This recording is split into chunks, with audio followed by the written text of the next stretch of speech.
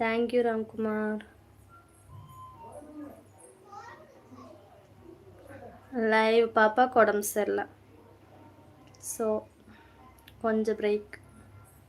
இப்போ கூட ஜஸ்ட் நான் ஹாஸ்பிட்டல் போயிட்டு தான் வந்தேன். ஹாய் சேச்சி. ஹாய் கிருஷ்ணா. தேங்க்யூ. புதுசாக இப்பவும் அப்படியே தான் இருக்குது. அவனுக்கு வீசிங் ப்ராப்ளம் இருக்குது. வீசிங், சாசமுட்டல், அப்படி மார்னிங் அண்ட் ஈவினிங் தான் ரொம்ப சிம்டம் காமிக்குது. ஸோ மருந்து மாற்றி கொடுத்துருக்காங்க. ரெடி ஆகலைன்னா மறுபடியும் அட்மிட் ஆகணும்.